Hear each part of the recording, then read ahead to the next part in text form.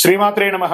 సద్గురు జ్యోతిష్యాలయం నుంచి ఈ సంవత్సరం మనం కొన్ని తెలుసుకోవడం ఒక ముఖ్యమైనటువంటి విషయాలలో 2025 వార్షిక సంవత్సరంలో ఏ రాశి వారు అత్యంత అదృష్టవంతులుగా ఉంటారు? వృషభ రాశి, కన్యా రాశి, తులా రాశి, మకర రాశి వారు, వృశ్చిక రాశి వారు చాలా అదృష్టవంతులుగా ఉంటారు ఈ సంవత్సరం. 2025 తులాలో జన్మించిన వారు తమ జీవితంలో అనేక రంగాల్లో అద్భుతమైన ఫలితాలు చూస్తారు. ఈ సంవత్సరం అదృష్టవంతులుగా పురోగతిని సాధిస్తారు. వృశ్చిక రాశి వారికి శుభకాలం. ఈ సంవత్సరం అత్యంత లాభదాయకం పొందే రాశి ఏదైనా ఉందంటే అది వృశ్చిక రాశిగా ఉండొచ్చు. మే ముందు వరకైతే ఇంకా చాలా బాగుంటుంది. కుంభరాశి వారికి ఈ సంవత్సరం అదృష్టమా? 2025లో కుంభరాశిలో జన్మించిన వ్యక్తులు మీ జీవితంలో మిశ్రమ ఫలితాలు చూస్తారు. ఈ సంవత్సరం కాస్త సమస్యలు, స్థిరత్వం రెండు మిశ్రమంగా ఉంటుందని కూడా చెప్పచ్చు. అందరూ ఎదురు చూస్తున్నటువంటి మూడాలు. ఈ మూడం అంటే ఏంటి? అసలు మూడంలో ఏం చేయాలి, ఏం చేయకూడదు, మూడం ఎప్పుడు వస్తుంది, ఏ గ్రహం మీద ఉంటుంది అని అంటే గురు మరియు శుక్ర మౌఢ్యాలు ప్రవేశిస్తున్నాయి. మౌఢ్యం అంటే ఎందుకు వస్తాయి? మూడాలతో సమస్య ఏంటి? ఈ రోజుల్లో శుభకార్యాలు చేయొచ్చా, చేయకూడదా? చాలా మందికి ఇది ఒక ప్రశ్నగానే ఉండిపోతుంది. మూడం అంటే నవగ్రహాలు సూర్యుడి చుట్టూ తిరుగుతూ ఉంటాయి. వీటిలో భూమి కూడా ఆ గ్రహమే. భూమి, సూర్యుడు ఒక గ్రహానికి ఒకే వరుసలో ఉన్నప్పుడు ఆ గ్రహం భూమి మీద ఉన్న వారికి కనబడదు. దీన్నే హస్తగత్వం లేదా మూడం అంటారు. సరే, గురు మూడం, శుక్రమూఢ్యం. గ్రహాలకు రాజు సూర్యుడు. సూర్యుడికి అత్యంత సమీపంలో ఏ గ్రహమైనా వస్తే ఆ గ్రహం తన శక్తిని కోల్పోతుంది. అలా గురుమూఢం శుక్రుడికి దగ్గరగా వచ్చినప్పుడు గురుమూఢం, శుక్రుడు సూర్యుడికి దగ్గరగా వచ్చినప్పుడు శుక్రమూఢం వస్తుంది. ఈ సమయంలో బలహీనంగా మారిపోతాయి ఆ గ్రహాలన్నీ కూడా. సూర్యునికి దగ్గరగా గురు శుక్రులు వచ్చినప్పుడు బలహీనంగా మారిపోతాయి. గురు శుక్రులు శక్తులు తగ్గి బలహీనమైపోయి నీరసపడిపోతాయని కూడా చెప్పచ్చు. వాటి యొక్క శక్తి కూడా సన్నగిలుతుంది. అంటే ఒక 1000 వాట్స్ బల్బు ముందర, మంచి 1000 వాట్స్ బల్బు, ఇప్పుడు మనం షూటింగ్ చూస్తుంటే లైట్స్ అన్ని పెట్టారు కదా, ఈ లైట్స్ ముందర ఒక చిన్న క్యాండిల్ పెడితే ఎలా ఉంటుంది, అలా సూర్యుడి ముందర వస్తే ఆ గ్రహాలకు కూడా శక్తి కోల్పోతుందని కూడా చెప్పచ్చు. గురు శుక్రులు శుభగ్రహాలు కాబట్టి అవి సూర్యుడికి అత్యంత దగ్గరగా ఉన్నప్పుడు మూడాలుగా దాన్ని పరిగణిస్తారు. మూడాలు ఇలా అంటారు. ఈ రోజులో ఎలాంటి పనులు చేయకూడదని చెప్తారు. ఎందుకంటే ఈ శుభకార్యానైనా గురు శుక్ర గ్రహాల బలమే ప్రధానం. గురుబలం ఉందా, శుక్రబలం ఉందా మొదలు పెట్టానంటారు కదా, అవి లేనప్పుడు ఈ రెండు గ్రహాలు బలహీనమైనప్పుడు ఏది చేసినా కలిసి రాదు అని చెప్తూ ఉంటారు. మూడంలో ఏ కార్యక్రమాలు నిర్వర్తించకూడదంటే శుభగ్రహాలు గురు శుక్రులు బలహీనంగా ఉన్నప్పుడు కాబట్టి మూడాల్లో వివాహాది శుభకార్యాలు, ఉపనయనాలు, గృహప్రవేశాలు, భూమి పూజలు, శంకుస్థాపన నిషిద్ధం. పుట్టు వెంట్రుకలు తీరాదు, ఇల్లు మారకూడదు. సరే, మూడాల్లో ఏమేమి చేసుకోవచ్చు అంటే అన్నప్రాసనం చేసుకోవచ్చు, ప్రయాణాలు చేయవచ్చు, ఇంటి రిపేర్లు చేసుకోవచ్చు, భూములు కొనడం, అమ్మడం, అగ్రిమెంట్ చేసుకోవడం, ఇవన్నీ చేసుకోవచ్చు. నూతన ఉద్యోగాల్లో కూడా చేరవచ్చు, విదేశాల్లో ఉద్యోగం కోసం వెళ్ళొచ్చు, నూతన వాహనాలు కొనవచ్చు, నూతన వస్త్రాలు కూడా కొనుక్కోవచ్చు, ఇవన్నీ చేసుకోవచ్చు. సరే, మూఢ కాలంలో శుభకార్యాలు చేస్తే ఏమవుతుంది? ఏమైనా తప్పు జరుగుతుందా? మహర్షులు జ్యోతిషాస్త్ర రీతిగా పండితులను అనుభవస్తులు చెప్పిన దాని ప్రకారం మూఢం సమయంలో ఏదైనా శుభకార్యం చేసినా అశుభం వినాల్సి రావస్తుంది, కష్టం కలగవచ్చు, నష్టం వాటిల్లవచ్చు. అందుకే మూడాల సమయంలో శుభకార్యాలు చేయకండి అని అన్నారు. గురు శుక్ర మౌఢ్యమి దశలో ప్రవేశిస్తున్న ఈ రాశిపై ప్రతికూల ప్రభావాలు అధిగమించడానికి నివారణ కూడా మనం చేసుకోవచ్చు. రెండు శుభగ్రహాలు తమ శక్తిని కోల్పోతుంది కాబట్టి వివిధ రాశులపై, మన యొక్క 12 రాశులు ఉంటాయి కదా, ప్రభావాలు చెప్తున్నాయి. జ్యోతిష్ శాస్త్ర ప్రకారం ఒక గ్రహం సూర్యుడికి దగ్గరగా ఉన్నప్పుడు ఇది జరుగుతుంది కాబట్టి ఆ రాశులు ఎవరు, ఆ నక్షత్రాలు ఎవరు మనం చూద్దాం. గురు మరియు శుక్రమౌఢ్యం కలిసినప్పుడు 7 రాశులకి 7 నక్షత్రాల వారికి ప్రధానంగా అశుభకరం కాబోతుంది. ప్రతికూల ప్రభావాలు ఎవరు రాశి నక్షత్రాలు ఎక్కువ ఎదుర్కొంటున్నారని చూస్తే మేషరాశి వారు, వృషభ రాశి వారు, మిథున రాశి వారు, కర్కాటక రాశి వారు, తులా, ధనుసు, మీన రాశి వారు కాస్త ఇబ్బంది పడే అవకాశాలు ఉన్నాయి. మరి నక్షత్రాల్లో పూర్వ పల్గుని నక్షత్రం పుబ్బ, ఉత్తరాషాఢ నక్షత్రం, కృతికా నక్షత్రం, అనురాధ నక్షత్రం, ఇవన్నీ కూడా కొంచెం ఇబ్బంది పడే అవకాశాలు ఉన్నాయి. మరియు శుక్రవారాల్లో పుట్టినటువంటి వారు వీరికి కొంచెం ఇబ్బంది పడే అవకాశాలు ఉన్నాయి. నక్షత్రంపై మరియు శుక్రమౌఢ్యమి ప్రభావం ఎలా ఉంటుంది? వేద జ్యోతిషశాస్త్రంలో మౌఢ్య లగ్నం తిథి సూచిస్తుంది. ఇక్కడ ఒక గ్రహం సూర్యుడికి దగ్గరగా ఉండడం వల్ల రాబోయే గురు మరియు శుక్రమౌఢ్యమి ఒక ముఖ్యమైనటువంటి ఖగోళ సంఘటనను సూచిస్తుంది. కొన్ని దేశాలలో అనర్థాలు జరిగే అవకాశాలు ఎక్కువ కూడా ఉన్నాయి. గురుమౌఢ్యమి సమయంలో జ్ఞానం విస్తరణ మరియు దయ యొక్క గ్రహమైన బృహస్పతి అతి శక్తిని కోల్పోతుంటాడు. ఈ జ్ఞాన ఆధ్యాత్మిక మరియు వృద్ధికి సంబంధించిన విషయాలు ప్రభావితం చేస్తుంది. కాబట్టి ఈ పర్టికులర్ రాశి వాళ్ళు, చదువుకునే వాళ్ళు కానీ, విద్యార్థులు కానీ చాలా శ్రమ పడాల్సి ఉంటుంది. బృహస్పతి యొక్క సానుకూల ప్రభావాలతో తాత్కాలిక తగ్గుముఖం ఉంటుంది. ప్రేమ, అనుబంధం, బంధాలు ఇవన్నీ కూడా కొంచెం ఇబ్బంది పడే అవకాశాలు ఉన్నాయి. ఒకళ్ళు భార్యాభర్తల మధ్య సఖ్యత కోల్పోవడము ఇవన్నీ శుక్రమౌఢ్యమి ద్వారా వస్తుంది.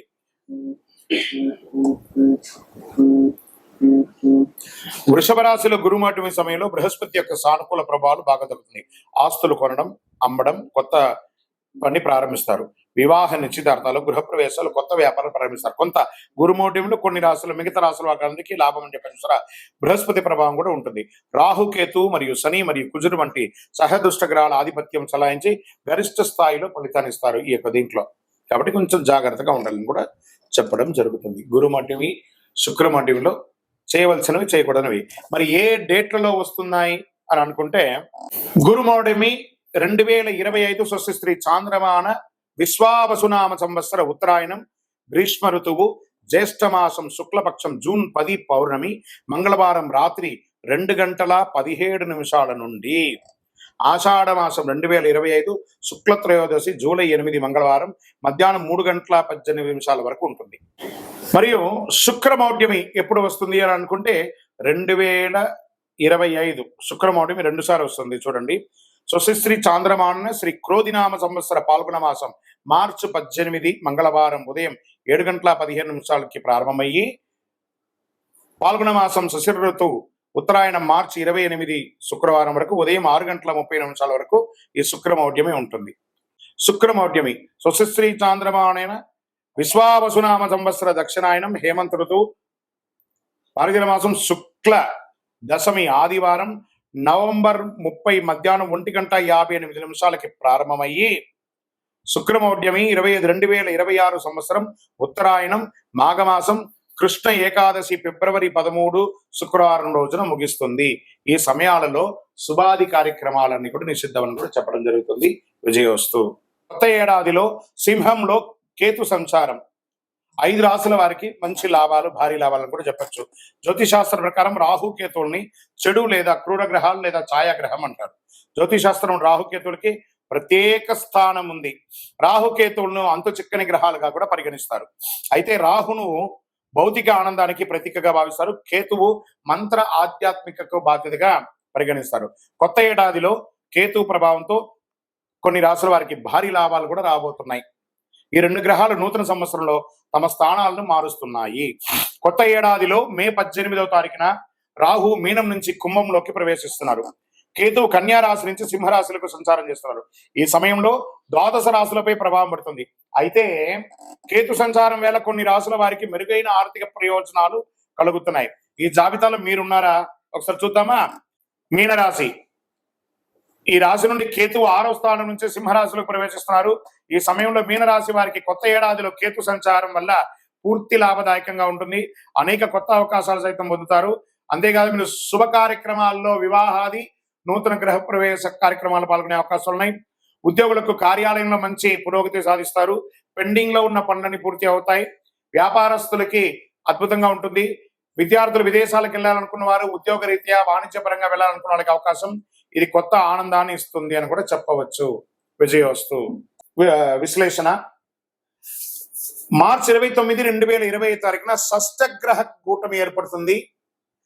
గురుగారు దీని గురించి చాలా చెప్తున్నారు, దీనివల్ల ఏమైనా అపార్థాలు జరుగుతాయా లేదా ప్రళయం జరుగుతుందా అని అందరూ నా దగ్గర ప్రశ్నిస్తున్నారు. ప్రళయం జరుగుతుందా కాదో తెలియదు, కానీ మీరు ప్రళయంలో పడకండి. ఫస్ట్ మీరు అన్నీ చూసి రకరకాల ప్రశ్నలతో మీరు సతమతం అవుతున్నారు. అలా అవ్వకండి, రిలాక్స్గా ఉండండి. ఏమవుతుందో దీన్ని చాలా క్షుణ్ణంగా విశ్లేషించి నేను మీ ముందుకు వచ్చాను. గతంలో 2019 డిసెంబర్ 20వ తారీఖున షష్టగ్రహ కూటమి ఏర్పడింది. ఆ తర్వాత కరోనా మహమ్మారి విజృంభించి విలయతాండవం చేసింది. ఇక ఇప్పుడు మళ్ళీ 2025 మార్చి 29వ తారీఖున షష్టగ్రహ కూటమి ఏర్పడుతుంది. షష్టగ్రహ కూటమి ఎఫెక్ట్ ఏమైనా ఉంటుందంటే ప్రళయం వస్తుంది అని అంటున్నారు. నమ్మకండి, అది అబద్ధం. ప్రళయం ఏం రాదు. ఇబ్బందులు వస్తూ ఉంటాయి. ఏమంటే జ్వరం వచ్చిందంటే పారాసెటమాల్ వేసుకొని శరీరం అంతా వీక్నెస్ కదా, అలా కొంచెం కొంచెం ఇబ్బందులు వస్తాయి, కానీ ప్రళయం అయితే రాదు. చాలా మందికి ఒక అపోహ, హెచ్ఎంపివి వైరస్ విజృంభిస్తుందా? నో. ప్రభుత్వం చక్కటి దానికి కావాల్సినటువంటి ఏర్పాట్లన్నీ చేస్తున్నారు.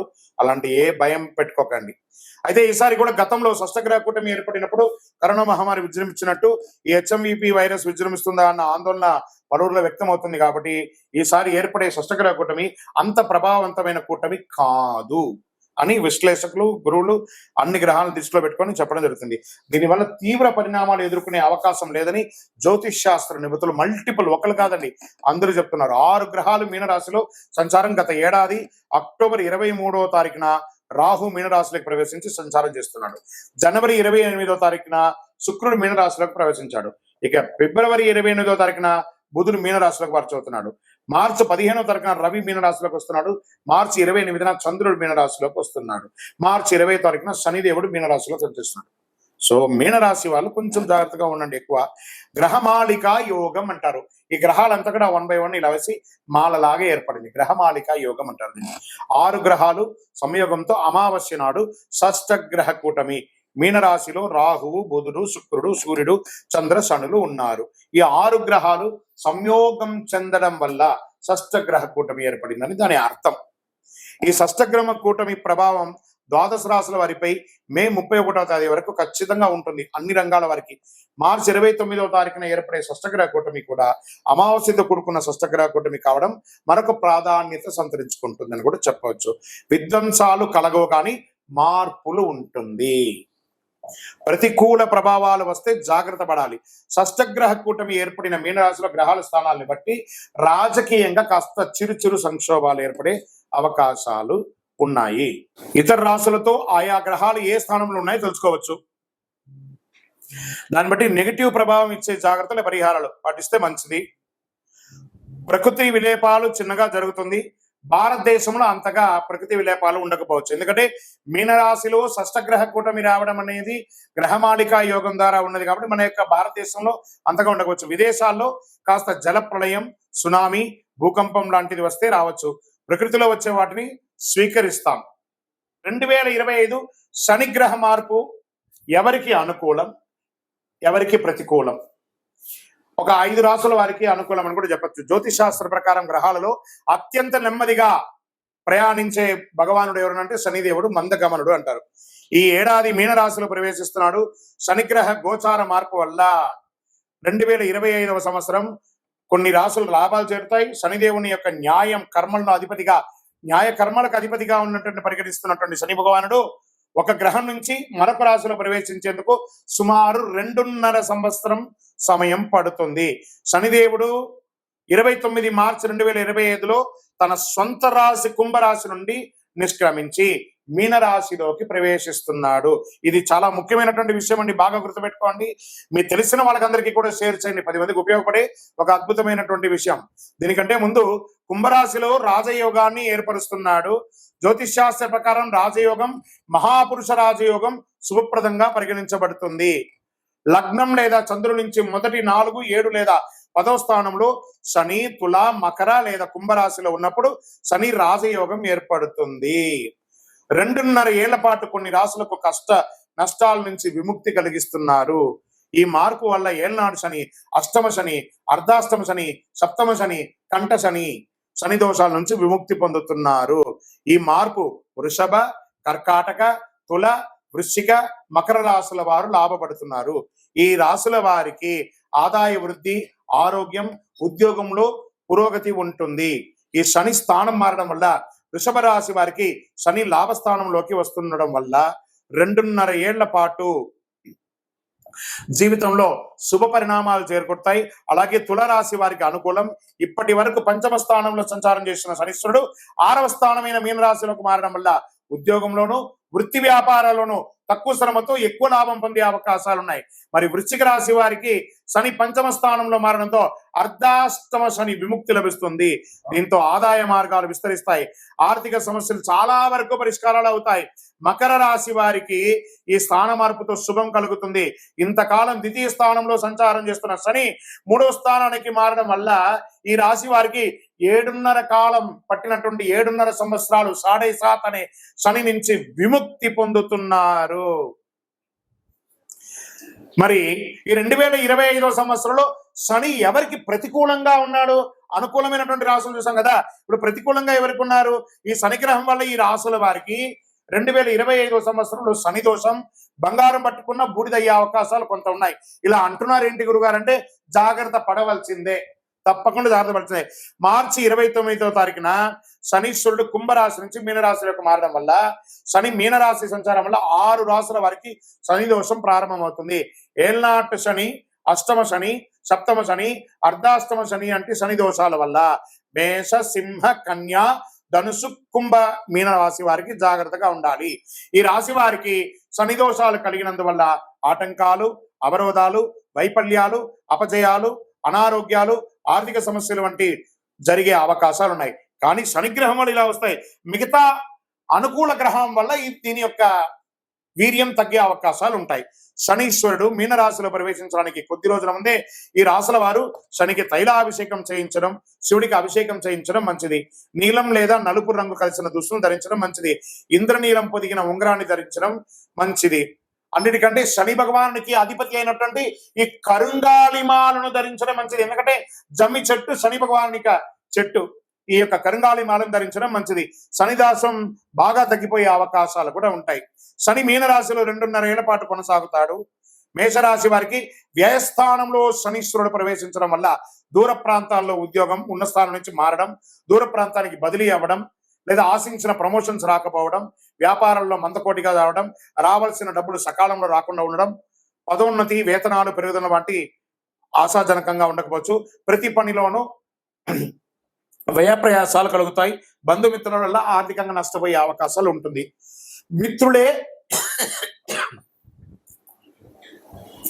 శత్రువులు అయ్యే అవకాశాలు ఉన్నాయి.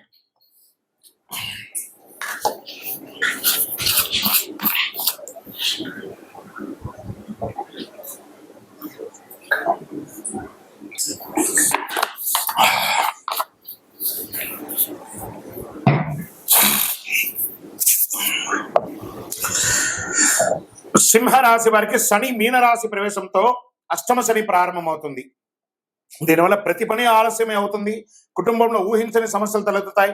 రావాల్సిన డబ్బులు ఒక పట్టాన చేతికి రాదు. ఆర్థిక వ్యవహారాలు, ఆర్థిక లావాదేవీలు నష్టాలు కలుగుతాయి. ఉద్యోగంలో శ్రమాధిక్యంగా ఉంటుంది. వృత్తి వ్యాపారాలు మందగిస్తాయి. ఉద్యోగ, పెళ్లి ప్రయత్నాల ఆటంకాలు ఎక్కువగా ఉంటాయి. ముఖ్యమైన ప్రయత్నాలు శ్రమ తప్పకపోవచ్చు. మరి కన్యా రాశి వారికి సప్తమ స్థానంలో శని సంచారం వల్ల పెళ్లి సంబంధాలు చివరి దాకా వచ్చి వెనక్కి వెళ్లే అవకాశాలు ఉంటాయి. దాంపత్య జీవితంలో సమస్యలు వచ్చే అవకాశాలు ఉన్నాయి. సంతాన సాఫల్యం కొంచెం నిరాశాజనకంగా ఉండే అవకాశాలు ఉన్నాయి. పార్ట్నర్షిప్ లేదా భాగస్వామి ద్వారా సమస్యలు తలెత్తే అవకాశాలు ఉన్నాయి. వ్యాపారాల్లో విభేదాలు వచ్చే అవకాశాలు ఉన్నాయి. శ్రమ ఎక్కువ, ఫలితం తక్కువ. వృత్తి జీవితంలో విరామం లేకుండా పరిగెడుతూ ఉంటారు. శని మార్పు వల్ల ధనుసుకి చతుర్థ స్థానంలో శని ప్రవేశించడం వల్ల అర్ధాష్టమ శని దోషం కలుగుతుంది. దీనివల్ల ఆస్తిపాస్తులకు సంబంధించిన సమస్యలు తలెత్తే అవకాశాలు ఉన్నాయి. గృహ, వాహన ప్రయత్నాలకు బ్రేకులు పడతాయి. తల్లి ఆరోగ్యం ఇబ్బంది పడుతుంది. కుటుంబంలో సుఖ సంతోషాలు తగ్గుతాయి. ఉద్యోగంలో ప్రాధాన్యత తగ్గే అవకాశాలు ఉంటుంది. ఆదాయ ప్రయత్నాలు ఆటంకాలు కలుగుతాయి. అనారోగ్య సమస్యలు కలిగే అవకాశాలు ఉన్నాయి. కష్టార్జితం వృధా కాకుండా చూసుకోండి. మరి కుంభరాశి వారికి 3వ దశ ఏళ్నాడు శని దోషం ప్రారంభం అవుతుంది. దీనివల్ల ఆర్థిక సమస్యలు కలుగుతాయి. రావాల్సిన డబ్బు ఒక పట్టాన చేతికి రాదు. ధనాదాయం బాగా తగ్గుతుంది. డబ్బు తీసుకున్న ఇచ్చిన 10 పరిష్కారాలు కావడానికి చాలా కాలం పడుతుంది.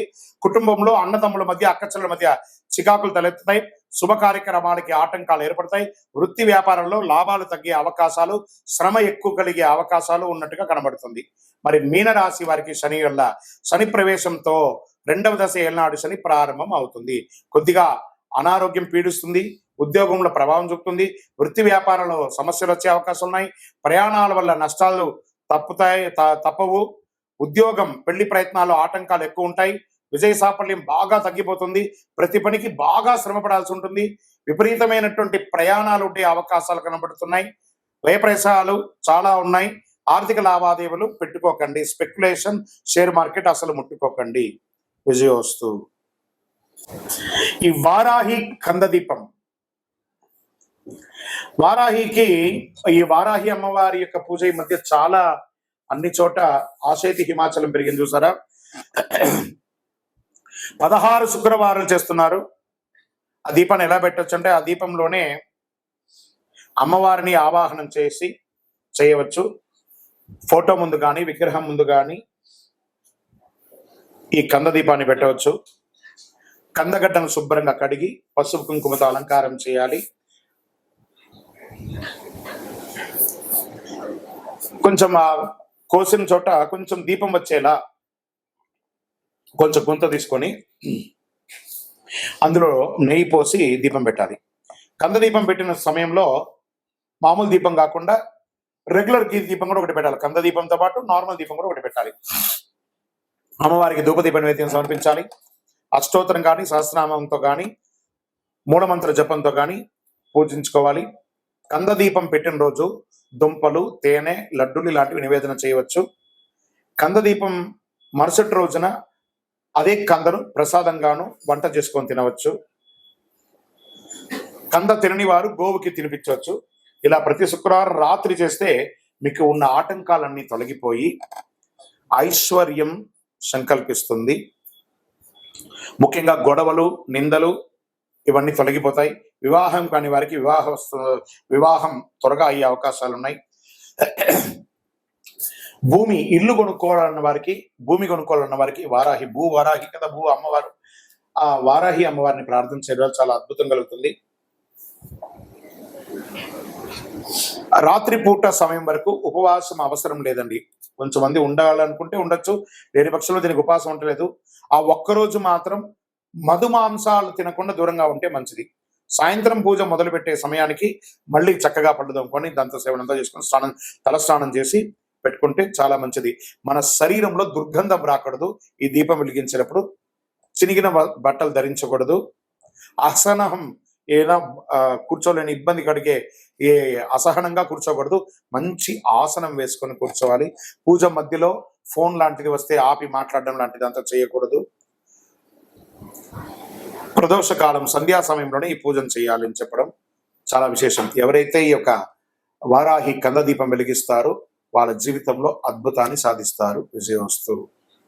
పులిపంజా చీల్చి కోటీశ్వరులయ్యి కుబేరుడు జీవితకాలం సంపదను కురిపించే రాశులు శని భగవానుడి ద్వారా కొంతమందికి రాబోతుంది. క్రమశిక్షణకు సహనాన్ని నేర్పే దేవుడైన శనిదేవుడు పూర్వభాద్ర నక్షత్రంలోకి ప్రయాణం చేస్తున్నారు. శనిదేవుడు 9 గ్రహాలలో నీతిమంతమైనటువంటి గ్రహుడు అని చెప్పచ్చు. శని ఈశ్వర శబ్దం కలిగిన వాడు. మనం చేసే ప్రతి పనిని బట్టి మన ప్రతి ఫలాలను ఇచ్చే శనిదేవుడు న్యాయదేవతగా కూడా గుర్తింపు పొందిన వారు అనమాట. అటువంటి శనిదేవుడు ఒక రాశి నుంచి మరొక రాశిలో మాత్రమే కాదు, ఒక నక్షత్రం నుంచి మరొక నక్షత్రంలో కూడా సంచారం చేస్తున్నారు. శని సంచారం అతి నెమ్మదిగా, చాలా స్లోగా ప్రయాణించే గ్రహమైన శనిదేవుడు 2.5 సంవత్సర కాలం ఒకే రాశిలో ఉంటాడు. ప్రస్తుతం కర్మవీరుడు అయిన శనిదేవుడు 30 సంవత్సరాల తర్వాత తన సొంత రాశిలో ప్రయాణం చేస్తున్నాడు. 2020 అయినటువంటి తన స్థానాన్ని మార్చుకుంటూ గజకేసరి యోగంతో 2025లో కొన్ని రాశాలకి కుంభస్థలాన్ని బద్దలు కొట్టి ఇస్తున్నారన్నమాట. కొన్ని రాశుల వారికి పూర్వభాద్రలో శని సంచారం ఇక అద్భుతాన్ని ఇవ్వబోతున్నారు. శని పూర్వభాద్ర నక్షత్ర సంచారం అన్ని రాశుల వారిపై ప్రభావం చూపిస్తుంది. అయితే కొన్ని రాశులకు మాత్రం ఇది లబ్ధిని కూడా చేకూరుతుందని చెప్పచ్చు. ఈ రాశులు ఏమిటో ప్రస్తుతం తెలుసుకుందాం. వృశ్చిక రాశి, పూర్వభాద్ర నక్షత్రం శని సంచారం వృశ్చిక రాశి వారికి సంతోషం కలుగుతుంది. మకర రాశి వారికి నక్షత్ర సంచారం కలగగా మకర రాశి జాతకులకి ఏ పని చేసినా సానుకూలం కలుగుతుంది. నిరుద్యోగులకు నిరుద్యోగం వస్తుంది. వృషభ రాశి వారికి శని నక్షత్ర సంచారం అనేక యోగాలను తీసుకురాబోతుంది. ఈ సమయంలో వివాహం కాని వారికి వివాహం, ఉద్యోగం లేని వారికి ఉద్యోగం, రాజకీయంగా ఉన్న వారికి ఎదుగుదల, భూమి పట్టా పెట్టుబడి ఎన్ని రకాలుగా అనుకూలంగా కుబేర సంపదను పొందబోతున్నారు శని భగవానుడి వల్ల. విజయోస్తు. అందరూ కూడా ఈ సమయంలో ఏం చేయాలంటే శని భగవానికి మీ యొక్క వయస్సు ఎంత ఉందో అన్ని దీపాలు వెలిగించండి, ఆయన దగ్గర ప్రార్థన చేసేయండి. శనీశ్వర దేహి మే బుద్ధి వైశిష్ట్యం, దేహి మే నిత్య యవ్వనం, దేహి మే పరమానందం, దేవదేవ జగత్పతి. జమ్మి చెట్టు ఉంటే ఆ జమ్మి చెట్టుకి ప్రదక్షిణ చేయండి.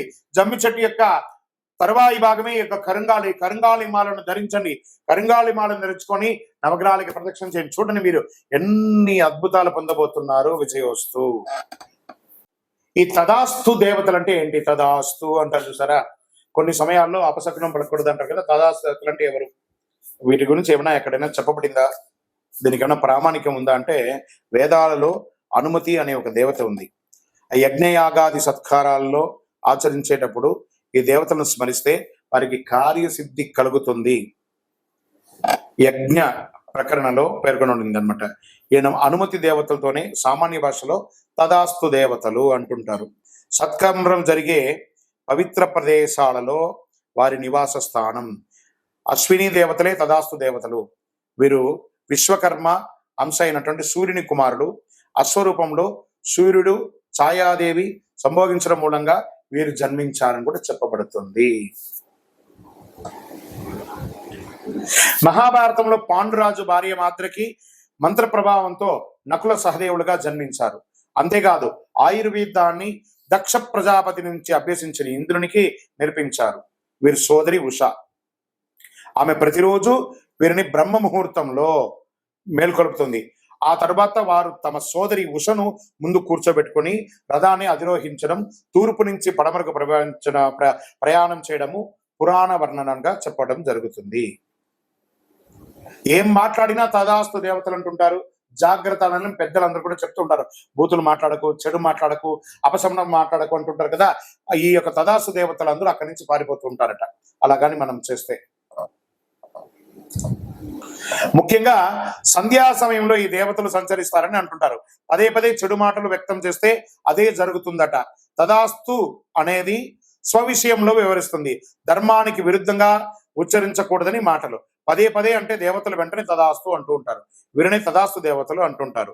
సంధ్యా సమయంలో స్వవిషయంలో పలుమార్లు అంటే ఆ దృశ్యాలు సూచించిన దేవతలు తదాస్తు అంటుంటారు. కాబట్టి అలాగే జరుగుతుంది. కాబట్టి చెడు మాట్లాడకండి, ఎప్పుడు మంచి మాట్లాడండి అని చెప్తూ ఉంటారు. దీనివల్ల ఏమవుతుంది? ఆరోగ్య క్షీణం అవుతుంది, అనారోగ్యం అవుతుంది, దారిద్ర్య చిహ్నంగా ఉండొచ్చు, అవాస్తవాలు పలకడం మంచిది కాదు అంటారు.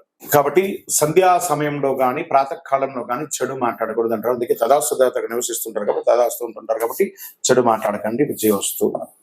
జ్యోతిశాస్త్రంలో ఉన్నటువంటి రహస్యాలు మీకు తెలుసా? సూర్యుడు పితృదేవతల్ని దూషిస్తే రవికి కోపమట. సూర్యదేవునికి ఎదురుగా మలమూత్రాదులు విసర్జించడం, దంతం పళ్ళు దోముకోవడం, ఎంగిలి ఉమ్మడం సూర్యుని చూస్తూ చేయకూడదట. చంద్రగ్రహం అద్దం పుట్టడానికి చంద్రుడు కారణమట.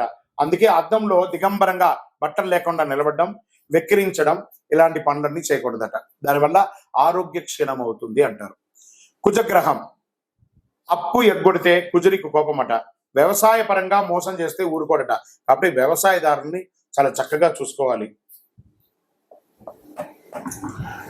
బుధగ్రహం బుధుడికి చెవిలో వ్రేలు పెట్టి తిప్పుకొనడం, ఇలా పెట్టుకోవడం. మనకు తాళాలు ఉంటాయి చూసారా, స్కూటర్ తాళం, కార్ తాళం, లేకపోతే పిన్నీసు, దాన్ని పెట్టుకొని గిక్కోవడం ఇవన్నీ ఇష్టం ఉండదు బుధగ్రహానికి. అందులో బుధవారం అసలే చేయకూడదు. వ్యాపారాన్ని అశ్రద్ధ చేసిన, జ్ఞానం ఉందని విర్రవీగిన బుధుడికి ఇష్టం ఉండదట. గురుగ్రహం సర్వశాస్త్రాలను తెలిపిన గురువు బృహస్పతి ఎవరైనా గురువుని కించపరిచి మాట్లాడితే గురుదేవునికి అనుగ్రహం కలగదట. మన టీచర్స్, మన ఉద్యోగస్తులు, పై అధికారులు, బ్రాహ్మణోత్తములు, గురువులు ఎవరెవరైతే మనకు వృత్తి వ్యాపారంలో ఉన్నటువంటి గురువులు, ఏ గురువునైనా కూడా నిందించకూడదు. తుల్య నిందార్ స్థితిర్మౌని, సైలెంట్ గా ఉండాలంట. గురువుని ఎక్కిరించి మాట్లాడడం, లెక్చరర్స్, టీచర్స్ వాళ్ళందరినీ అలా చేయడం వల్ల గురువుకి కోపం వస్తుందట. శుక్రుని భార్యాభర్త అగౌరవపరచుకోక ఆయన కూర్చుకుంటే భార్యాభర్తలు కొట్లాడుకుంటారు కదా, అలా అగౌరవంగా మరి నువ్వెంత, నేనెంత, నువ్వెంత అని ఒకరి మీద ఒకరు అనుమానం పడ్డా, అవమానపరిచిన శుక్రుడి కోపం అంటే ఐశ్వర్య క్షీణం చేస్తాడట. లక్ష్మీదేవి కృప లేకుండా చేస్తాడట. ఆ యొక్క శుచి శుభ్రత లేని చోట కూడా శుక్రుడు ఉండడట. మనుషుల గొడవలు లేని చోట మాత్రమే ఆయన ఉంటారు. మరి శని భగవానుడు, శనికి పెద్దల్ని కించపరిచిన, మరుగుదొడ్లు శుచిగా లేకపోయినా చాలా కోపం వస్తుందట. తల్లిదండ్రులను చులకగా చూసినా కోపం వస్తుందట. సేవకు వృత్తి చేసిన, సేవ చేసిన వారిని కాపాడాలని, ఆయన కాపాడితే చాలా ఆనందపడతాడట. నలిగిన బట్టలు, పాత బట్టలు, తలస్నానం చేయకుండా ఉన్నా కూడా దరిద్రం వెంట శని భగవాన్. మాకు చుండ్రు వస్తుందండి, మా తల ఎంట్రుకలు రాలిపోతుందండి, ఇవన్నీ దరిద్ర చిహ్నం. నిత్యం ఎన్నిసార్లు ఉదయం సాయంత్రం స్నానం చేసినా తల మీదకి వెళ్ళి స్నానం చేయాలి. పడక మీద నుంచి పడుకొని వస్తాం, మన శుభ్రత కోల్పోయినట్టే కదా. కాబట్టి తల మీద స్నానం చేస్తేనే శని భగవానికి ఇష్టమట. లేదా శని నెత్తి మీదే కూర్చుంటాడట తల స్నానం చేయకపోతే, అది మహా దరిద్రం. రాహు, రాహు వైద్య వృత్తితో పేరుతో మోసగించిన, సర్పములను ఏమైనా చేసినా ఆయన కోపం వస్తుందట. భ్రమమాయకు కారణమవుతాడు. భూమి కారకుడు కూడా ఆవిడికి, భూమి కూడా ఇబ్బంది కలిగిస్తారట.